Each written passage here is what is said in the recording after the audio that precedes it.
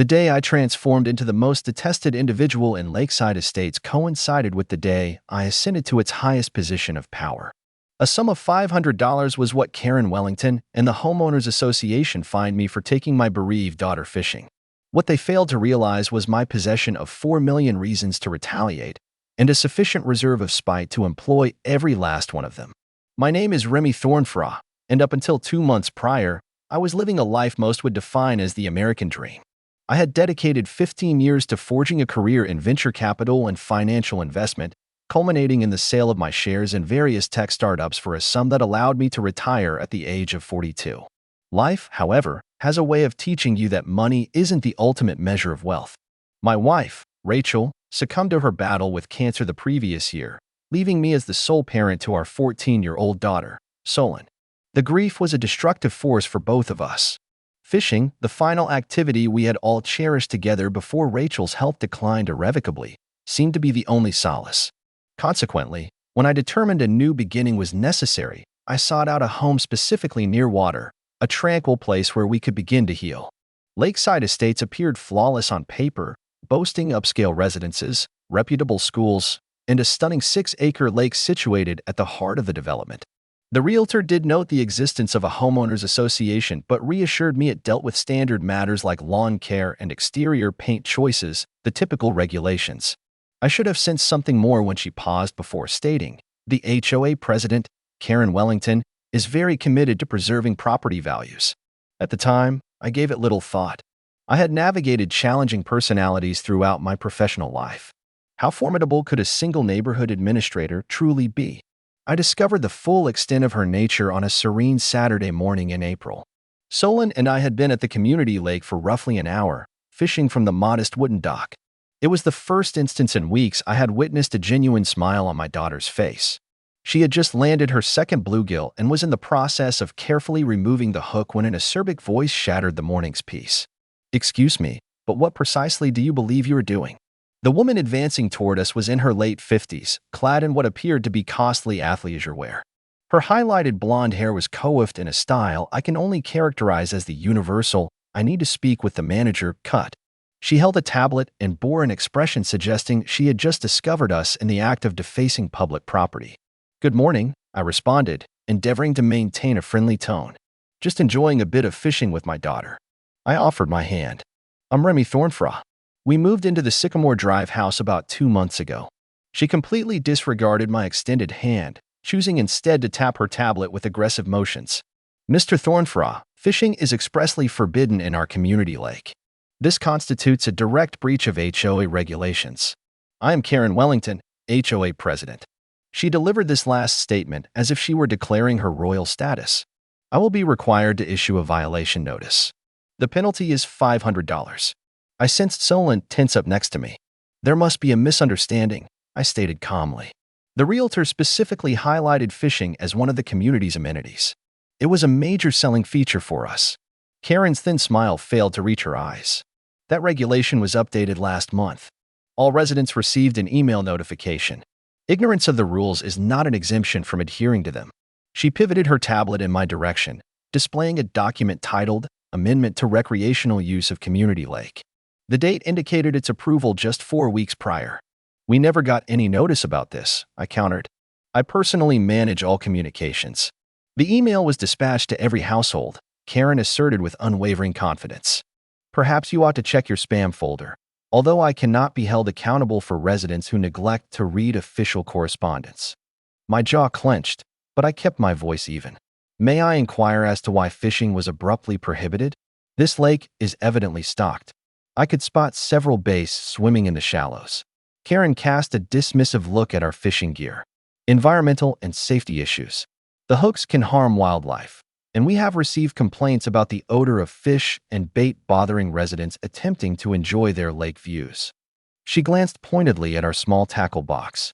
Not everyone appreciates seeing this kind of activity during their morning coffee on the patio. Something in her demeanor prompted me to scrutinize Karen Wellington more closely. The way she appraised our simple fishing equipment, the subtle contempt in her expression, this was about more than just regulations. "We are being extremely careful," I said. "Solon and I are strict catch-and-release fishers, and we always ensure the area is spotless when we leave. Karen's look hardened. Mr. Thornfra, you may not grasp how we operate here in Lakeside Estates. We uphold certain standards. This is not some public fishing spot. The long-term residents expect a specific kind of atmosphere. She looked at Solon, then back at me. Newcomers sometimes find it difficult to adjust to our community's culture. People who are, shall we say, accustomed to different kinds of neighborhoods. The insinuation was unmistakable, and a wave of fury rose within me. I was on the verge of retorting when I heard a faint sniffle beside me. Tears were forming in Solon's eyes. This was meant to be our sanctuary for healing, a place where she could briefly forget her mother was gone. And this woman was destroying it with her poorly disguised condescension. We'll pack our things, I said softly, putting an arm around Solon's shoulders. Please send me the details of the fine and a copy of the complete, updated regulations via email. Karen's triumphant smile reappeared. Excellent. I'm pleased we have an understanding. And do monitor your email more diligently in the future, Mr. Thornfra. We wouldn't want any more misunderstandings. She pivoted and departed, her designer sneakers barely audible on the pristine lawn. As we collected our gear, Solon wiped her tears. Dad, why was that woman so unpleasant? We weren't doing any harm. I lacked a suitable answer for her, at least not one appropriate for a 14-year-old. Some people just value rules more than they value people, sweetheart. I offered at last. Let's head home for some lunch. Later that afternoon, after a thorough check of my email, including the spam folder, yielded no sign of a notification about the fishing ban, I began to investigate our HOA in more detail. My findings were enlightening. Karen Wellington had served as HOA president for 8 years straight. Her professional role was the owner of a small, exclusive real estate firm that specialized in luxury community properties. I also discovered multiple social media posts by Karen herself, showing her hosting lakeside parties at the same lake where she had just found me, many of which involved alcohol and loud music, seemingly exempt from her atmospheric concerns. The most significant discovery was a clause hidden deep within the HOA's governing documents. The lake was officially designated as a common property amenity for all residents. There was no legal language to support the HOA's claim of absolute authority over its use. As I gazed out my window toward the lake that evening, I observed Karen and a group of what seemed to be friends at a lakeside gazebo, laughing with wine glasses in hand. So, they want to play a game of rules, I muttered. Very well, but my first step is to determine the true ownership of this body of water. The next morning, I encountered an older man walking his dog past my residence. He identified himself as Merrick Henderson, a retired lawyer living 3 houses away. When I recounted my run-in with Karen Wellington, his amiable demeanor instantly soured. Ah, so you've met our local dictator, he remarked with a frown. Allow me to guess. She cited some obscure rule and wrote you a fine. When I confirmed, Merrick shook his head. Karen has been managing this place like her personal fiefdom for years. The majority just pay the fines to avoid trouble. He scanned the area and spoke in a lower tone. If you'd like some background, feel free to stop by for coffee. I have a substantial collection of HOA horror stories. I accepted his invitation that same afternoon.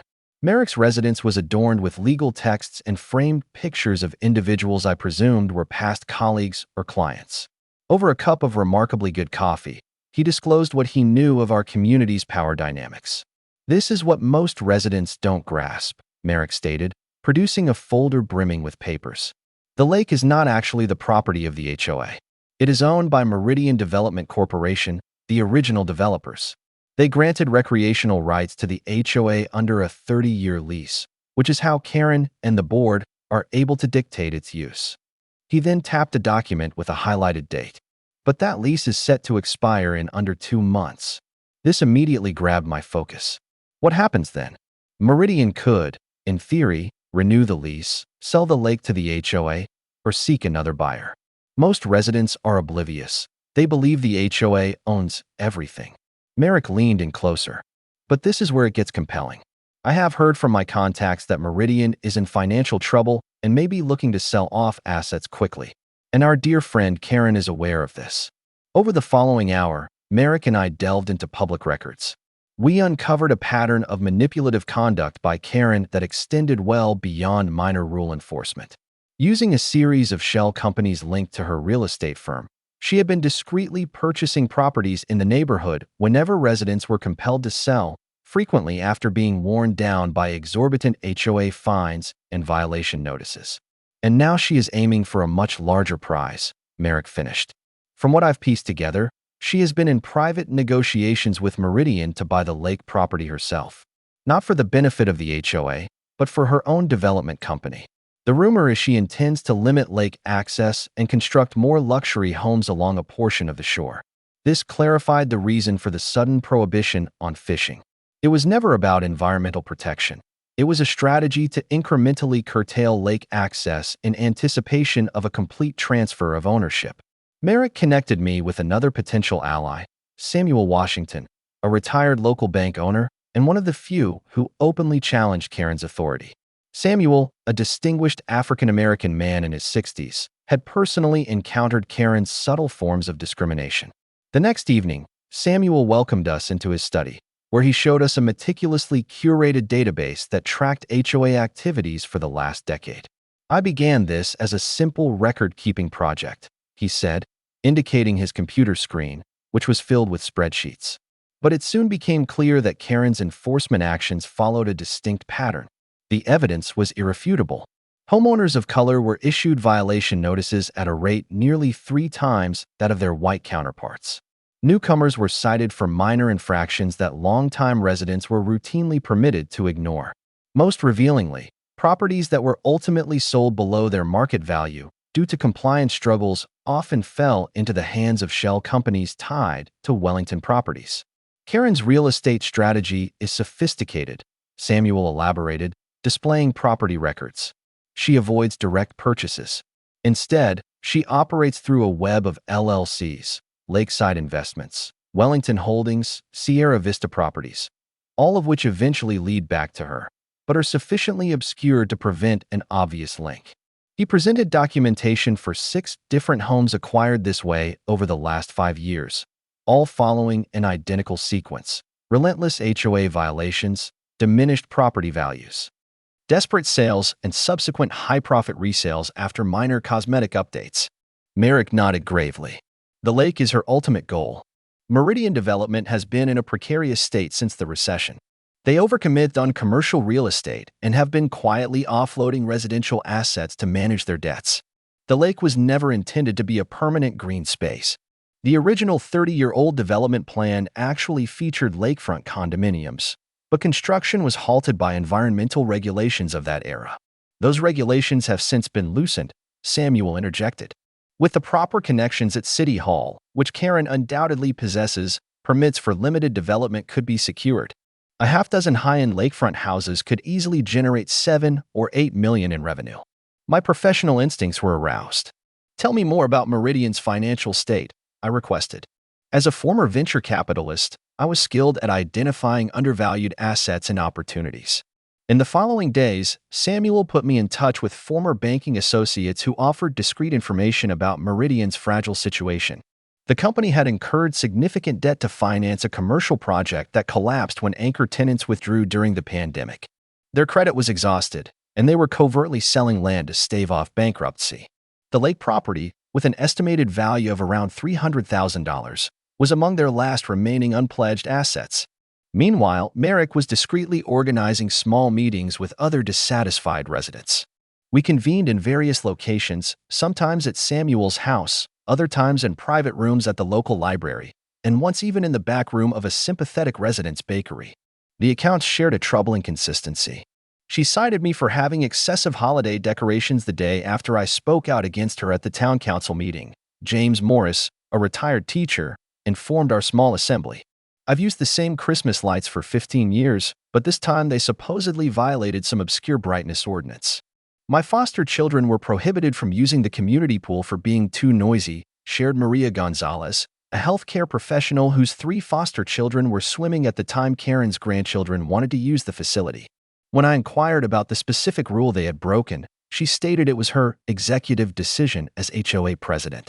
Diana Winters, a young widow who had moved in just before me, recounted how Karen had personally spearheaded an inspection of her backyard, supposedly to check for mosquito breeding sites. 2 days later, I was hit with violation notices for 5 different issues, all things my neighbors have but were never cited for. When I mentioned this, Karen implied that perhaps this community wasn't the right environment for someone in my situation. Each narrative exposed Karen's strategy: isolate any opposition, exert selective pressure through HOA rules, and either compel submission or force them out. Those who remained learned to stay quiet. Those who resisted faced mounting harassment. Through these gatherings, we began to identify potential supporters throughout the community. Samuel established a secure messaging group for residents to exchange experiences and information without the threat of reprisal. We were effectively forming an underground resistance within our own neighborhood. I also started looking into Karen's personal finances. As an investor, I was proficient at interpreting property records and business filings. What I found was unexpected. Despite her meticulously projected image of prosperity, Wellington Properties was heavily in debt. Karen had secured multiple lines of credit using her existing properties as collateral, likely to support her extravagant lifestyle and her efforts to acquire more real estate. If her lake development project failed, she would face severe financial hardship. She isn't just motivated by profit, I explained to Merrick and Samuel during a strategy meeting. She's driven by necessity. According to these financial records, she's dangerously over-leveraged. The lake development isn't merely an opportunity for her, it's a matter of financial survival. This insight altered our approach. We were not merely confronting a neighborhood despot, we were up against someone battling for their economic existence. This made her more perilous, but also more susceptible. At Samuel's recommendation, I also contacted Robert Chin, a real estate broker with inside information on the lake property and the local market. We met at a coffee shop 20 miles away to maintain confidentiality. Karen has been attempting to secure financing to buy the lake property for around $300,000, Robert confirmed, speaking softly despite our distance from the community. Meridian Development is in a financial tailspin and needs to finalize a sale quickly. They've granted her a 60-day exclusive negotiation period, but they are so desperate they might consider a better offer if it came with immediate payment. Robert also disclosed something even more compelling. Karen's real estate empire is largely a facade at this point, he explained. Wellington Properties appears substantial on paper, but she is leveraged to the maximum. She has been using her HOA influence and social connections to project an image of success, but the reality is she is about 3 bad months away from significant trouble. This is why she is so determined with this lake deal. She needs a major success to keep her creditors from closing in. Armed with this intelligence, I started to devise a plan. My experience as a venture capitalist involved identifying distressed yet potentially valuable assets, precisely what the lake property was. I had the necessary funds to make an immediate, all-cash offer that would be highly appealing to a financially strapped developer like Meridian. The key was the timing. When should I make my move to achieve the greatest impact? We must wait until Karen has publicly staked her reputation on this project, Samuel recommended. Let her announce the special assessment for lake enhancements. Let her put her credibility on the line with the community and her lenders. Then, we pull the rug from under her. Merrick concurred. The more resources and political capital she invests before we act, the more profound the consequences will be when we triumph, and the more probable it is that the community will turn on her when they discover they've been deceived. As our alliance expanded and our strategy took shape, we guarded our ultimate plan with absolute secrecy. To the rest of the world, and particularly to Karen's network of spies within the community, we were merely a collection of unhappy residents documenting HOA abuses. Karen was clearly aware of our meetings, as indicated by the sharp rise in arbitrary rule enforcement against members of our group, but she could not have known our real goal. With the information collected from our various contacts, we were prepared to advance to the next stage of our plan. Robert set up a private meeting with Tom Branson, the Meridian executive in charge of the lake property sale. As I readied myself for this pivotal discussion, I was aware that we were nearing the point of no return in our conflict with Karen Wellington. The stakes were considerable, not just for Solon and me, but for the entire community. It was time to find out if our meticulous planning would yield results. The meeting with Tom Branson was held in a private room at a downtown law firm, away from the prying eyes of our community. As Robert had indicated, Meridian was indeed in dire need of liquidating assets. Look, I'll be direct with you, Tom stated after the initial pleasantries. We've granted Wellington Properties a 60-day exclusive negotiation window, but there's a provision that permits us to consider other offers if they include a guaranteed swift closing. Karen is still trying to line up investors and financing, but to be honest, we needed the funds yesterday. What is her offer? I inquired. $300,000, to be paid over 18 months with a complex financing arrangement, Tom answered, his annoyance palpable. Our CFO is pressuring us to sell off non-essential assets immediately to bolster our commercial project downtown. I nodded pensively and then made my move. I can offer $350,000, all cash, with a closing in 7 days. Tom's eyebrows shot up. That would certainly capture my board's attention, he remarked, clearly taken aback by the decisiveness of my proposal. But I must caution you, Karen Wellington has influential friends in local government. She will not accept this passively. I'm relying on it, I responded with a smile. 2 days later, I held a preliminary agreement, contingent only on a routine environmental assessment that could be finalized within the week. To preserve our secrecy, the buyer was listed as Thornycroft Holdings LLC, a company I had established for this sole purpose. Unless Karen personally delved into corporate records, she would not immediately link the purchase to me.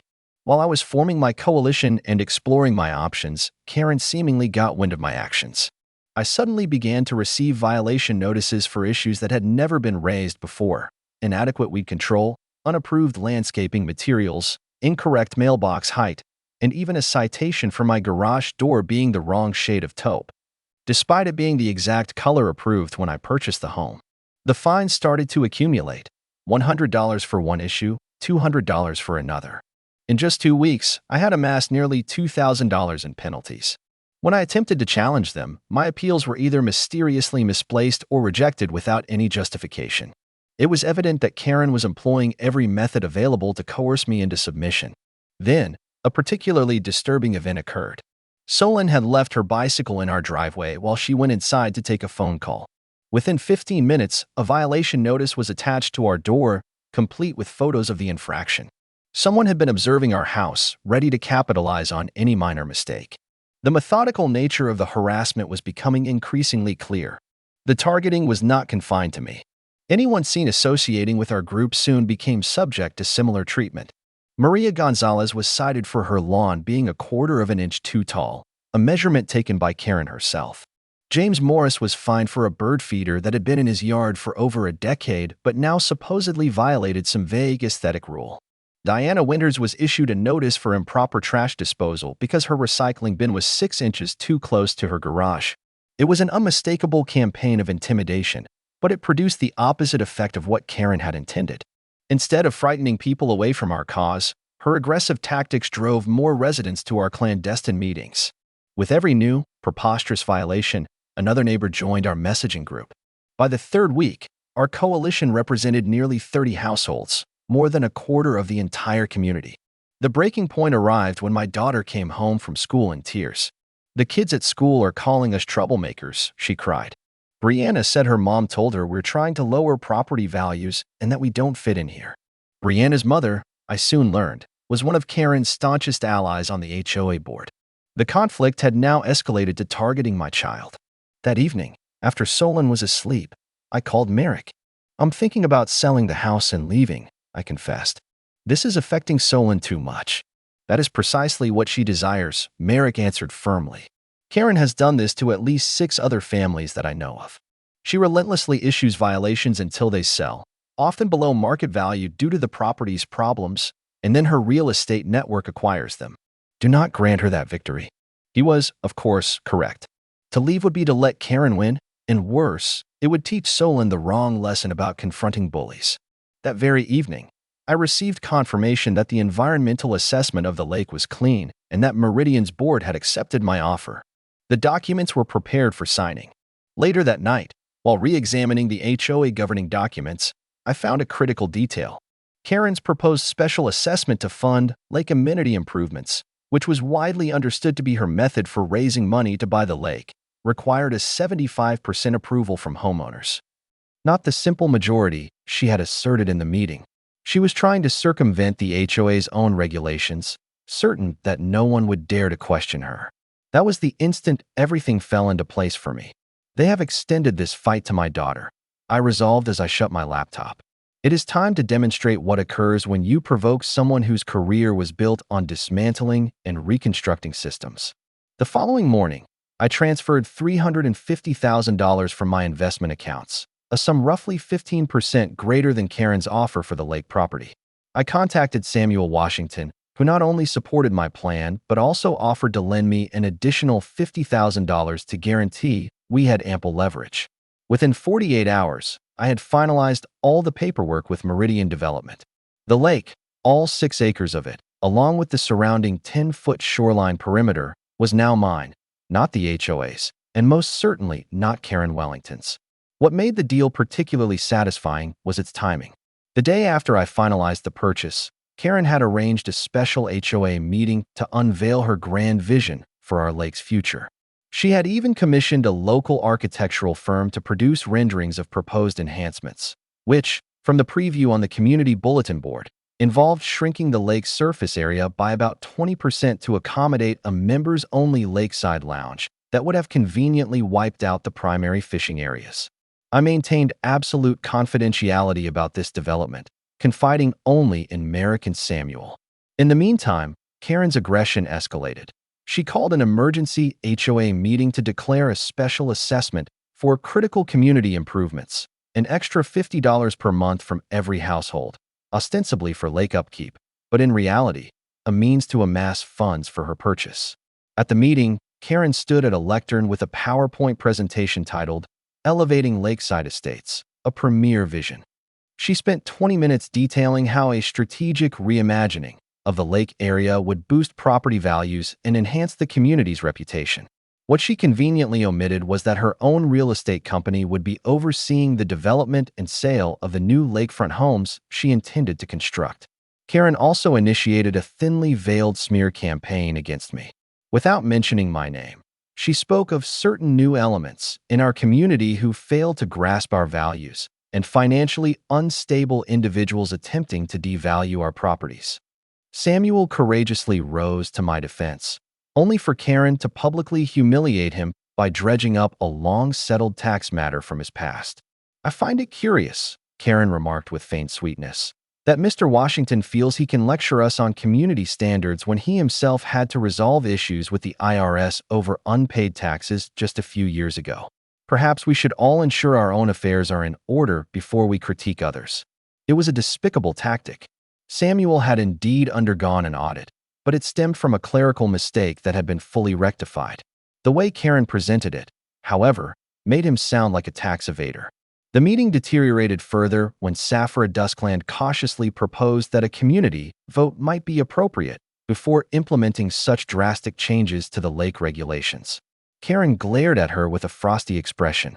"Safra, I believe your flower shop's lease renewal is approaching, isn't it? It would be a pity if any complications arose with that." The threat was barely veiled, and Safra quickly retreated. As I observed this public spectacle of coercion, a peculiar sense of tranquility washed over me. Karen was completely unaware that her ambitious plans had already been thwarted, that the lake she was showcasing as the jewel of her vision was no longer owned by Meridian and would never be hers. The gratification of knowing what was to come almost compensated for the months of harassment. Meanwhile, Karen had leveraged her relationship with Mayor James Wilson to exert administrative pressure on me. My home was suddenly subjected to random safety inspections, and questions were raised about permits for renovations completed by the previous owner years ago. The mayor never got his hands dirty directly, but his building inspector, a cousin of Karen's by marriage, took a sudden and keen interest in the structural soundness of my deck. The pressure was mounting. When Solon came home from school crying for the 3rd time in 2 weeks because her classmates were shunning her based on rumors about our family, I almost capitulated. But then, the call I had been anticipating came through. Meridian's lawyer confirmed that Karen had just been notified that the lake property was sold to an anonymous third-party investor and that all discussions with her were officially over. Within hours, Karen was at my front door, her meticulously crafted composure visibly fracturing. "What have you done?" she demanded, forgoing any pretense of civility. "I know you've been in contact with Meridian. Did you undermine my deal?" I offered a pleasant smile. "I have no idea what you're referring to, Karen. Although, I did hear the lake property was sold. I trust the HOA has a positive relationship with the new owner." Her eyes narrowed. "This is not finished. The HOA holds a binding recreational use agreement." Whoever acquired that lake cannot alter access without our consent. I suggest you review the terms of that agreement, I responded calmly. My understanding is that it expires in less than 30 days, and its renewal is at the sole discretion of the property owner. Karen's face went pale for a moment, but she quickly regained her composure. The community will not accept this. We will sue for right of access. Good luck with that, I retorted, still smiling as I shut the door. The subsequent 24 hours were captivating to witness. Karen convened an emergency HOA board meeting, closed to the general public. Through our network, we discovered she was desperately trying to unmask the new owner and formulate strategies to retain control of the lake. She even persuaded Mayor Wilson to investigate potential zoning restrictions or eminent domain claims, all of which Merrick assured me were without legal merit given the property's history and classification. Over the next week, Karen's desperation intensified. She held an emergency legal committee meeting, asserting that the HOA would fight to preserve its rights to the lake. The mayor began to make public statements about zoning laws and public access mandates, although, as Merrick confirmed, none of these claims had any legal basis due to the property's private ownership status. Meanwhile, I discreetly consulted with a water quality specialist and a local conservation group to evaluate the lake's ecological condition. Their findings were alarming. Years of unchecked runoff of landscaping chemicals from adjacent properties had led to abnormal algae blooms, and the fish population was exhibiting signs of stress. The HOA had been utterly negligent in protecting the lake's actual environmental health while using environmental concerns as a pretext to limit activities like fishing. I also engaged a security consultant to discuss installing cameras and devising a comprehensive management plan for the property. All preparations were being made for the moment I would announce myself as the new owner. The climax arrived when Karen opted for a grand gesture. She arranged a massive lakeside celebration for all original homeowners, pointedly excluding recent arrivals, to assert our community's rights to our lake. The gathering was set for Saturday afternoon, featuring catered food, live music, and conspicuously placed wine bars at both ends of the lake. What Karen was unaware of was that I had already submitted the required legal documents to terminate the recreational use agreement ahead of schedule, citing numerous breaches of the maintenance clauses. My lawyer had confirmed that the HOA's neglect of water quality standards constituted sufficient grounds for immediate termination, even though the agreement was set to expire in less than a month anyway. I determined this was the ideal occasion for the grand reveal. As Karen's party was in full swing, with approximately 60 residents enjoying drinks and conversation around the lake, I made my entrance, accompanied by Merrick, Samuel, and two unforeseen guests, my real estate lawyer and a local police officer whom I had previously briefed. I calmly walked to the center of the event and took the microphone Karen had been using. Good afternoon, everyone. I trust you're all enjoying this lovely day at the lake. Karen immediately stormed over, trying to snatch the microphone. This is a private community function. You are not invited. I held the microphone tightly. Actually, Karen, I believe there's been a misunderstanding about who should be extending invitations to whom. I signaled to my lawyer, who handed me a document. As the legal proprietor of this lake and all adjacent property within 10 feet of the shoreline, I am officially notifying you that you are all currently trespassing on private land. The crowd fell into a hushed silence. Karen's face turned a deep shade of crimson. What are you talking about? This is HOA property. No, Karen, it never was. It was owned by Meridian Development until 3 days ago, when I purchased it outright. I displayed the deed for all to see. And effective immediately, I am terminating the recreational use agreement, which is set to expire in 28 days regardless. I gestured toward the police officer. I have requested Officer Reynolds' presence to ensure an orderly departure from my property. You have 15 minutes to collect your personal items and vacate the premises. Karen's expression was a portrait of disbelief, as if she had just been doused with a bucket of icy water. You can't do this. The community has rights. Actually, I can, and I have, I replied composedly. And Officer Reynolds has a trespassing complaint prepared should it be necessary. But I'm confident it won't come to that. After all, Karen, you have always been such a fervent advocate for following the rules. As murmurs of confusion spread through the crowd, I added, for anyone wondering, this is the result of allowing someone to abuse their power without check for years. You can consider this a lesson in accountability. The party dissolved swiftly, with many guests casting accusatory glares at Karen as they departed. Several individuals approached me in private, conveying a mixture of astonishment and, surprisingly, admiration. "It's about time someone confronted her," one long-standing resident whispered as he walked by. "This has been a long time coming." Within a week, I had private property, no trespassing signs installed around the lake's perimeter, and had hired a security firm to patrol the area around the clock. I also held a small press conference with the local paper to declare my intention to transform the lake into a natural fish conservation area and an educational resource for children to learn about local ecosystems.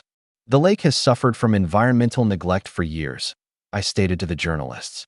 "Our water quality analysis reveals alarming levels of phosphates and nitrates from lawn treatments.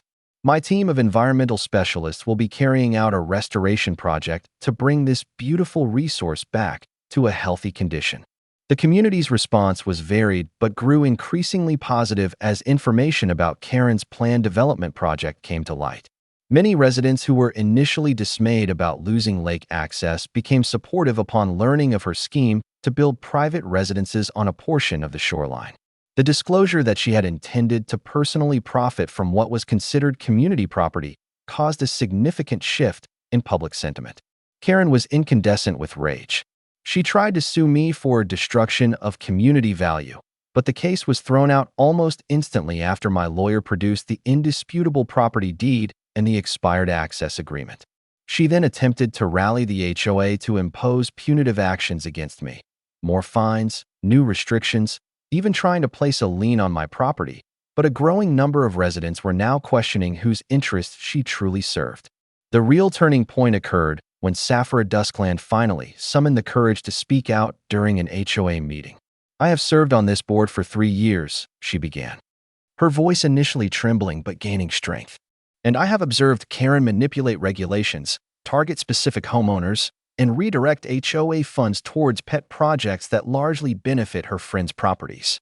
Last year, we allocated $80,000 to renovate the North Side Park, which serves only about 10 homes, all belonging to Karen's circle, while denying requests for basic playground equipment for the main park that is used by dozens of families." Safra's courageous stand motivated others.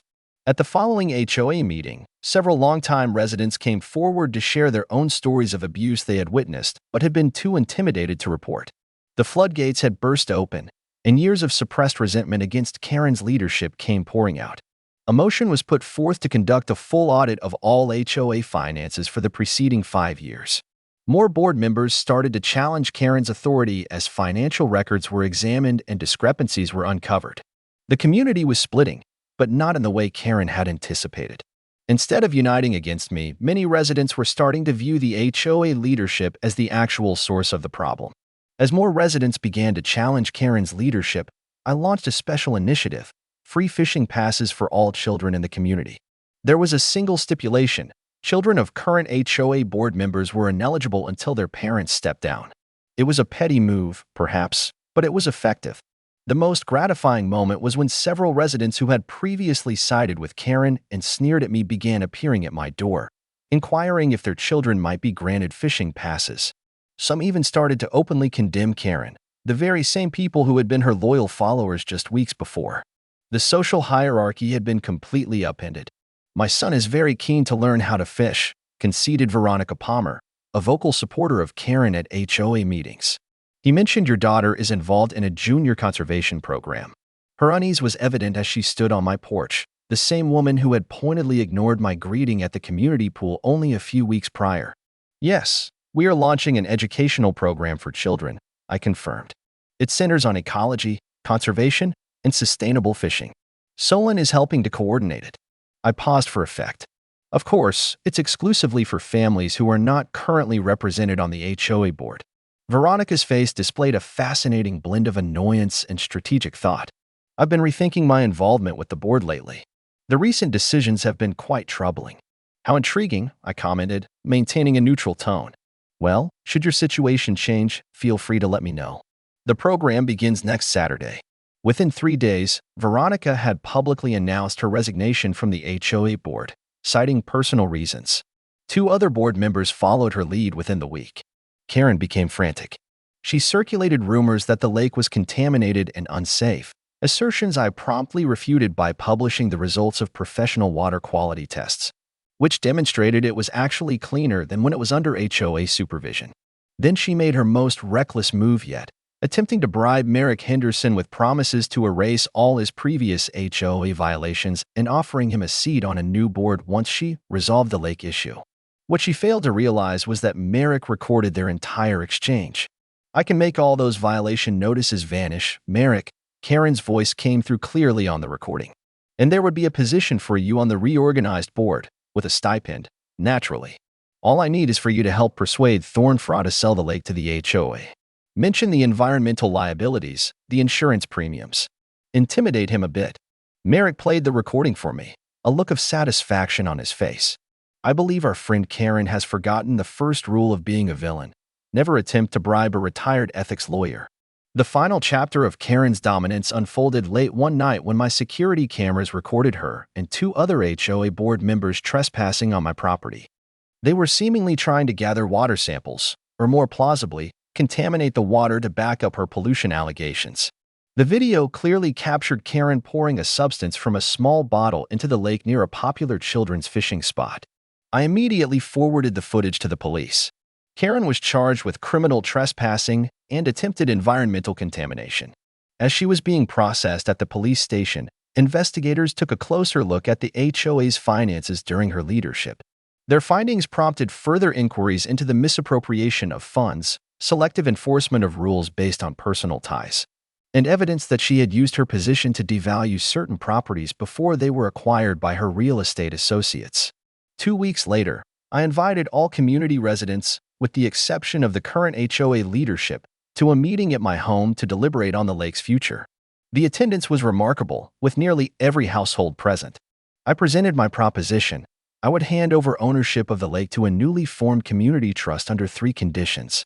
First, the HOA leadership had to be completely overhauled, with the introduction of term limits and transparent election processes. Second, all HOA regulations were to be reviewed and revised to guarantee fair and consistent enforcement. Third, an independent ethics committee, with rotating community members, would be created to oversee all HOA's activities. Then I played my final card, one that even Merrick and Samuel were not aware of. Many of you might not know this. I informed the stunned audience, but over the past month, I have also been discreetly acquiring the mortgage notes on several properties within this community from Lakeside National Bank. I paused to let the information register, including the home of Karen Wellington. The room buzzed with shocked whispers. Leveraging my financial network and Samuel's banking connections, I had indeed bought the debt on nearly 20% of the homes in the community, with a particular focus on properties owned by Karen and her closest supporters.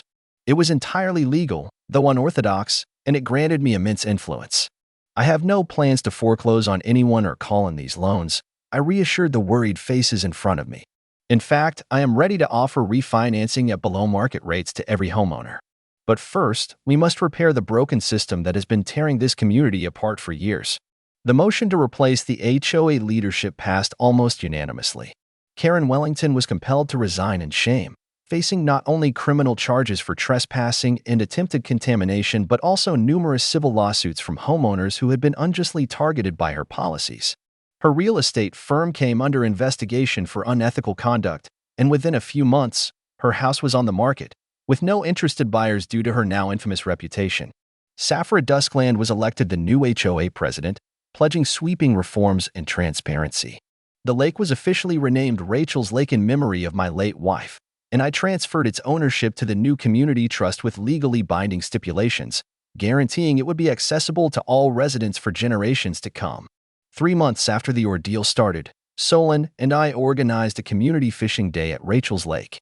Nearly every family from the neighborhood came. Children laughed and learned to fish side by side, while parents from previously separate social circles, rigidly defined by Karen's influence, chatted together as friends. As Solon and I sat on the dock that evening after everyone else had left, watching the sunset dance on the water, she gave me a genuine, full smile that lit up her eyes. "Mom would be so proud of you, Dad," she said quietly, resting her head on my shoulder. Gazing out at the tranquil lake where families had come together in harmony for the first time in years, I reflected on how justice is sometimes achieved not through victory, but by restoring what has been damaged. I think she'd be proud of us both, kiddo, I answered. A year later, our community had become a paradigm for HOA reform, with several nearby developments adopting our model of governance and ethical standards. Karen Wellington had moved away after her lawsuits resulted in the loss of most of her assets. I was encouraged to run for mayor after James Wilson chose not to seek re-election following the exposure of his ties to Karen, but I declined. Instead, I created a scholarship fund in Rachel's name for children who have lost a parent to cancer.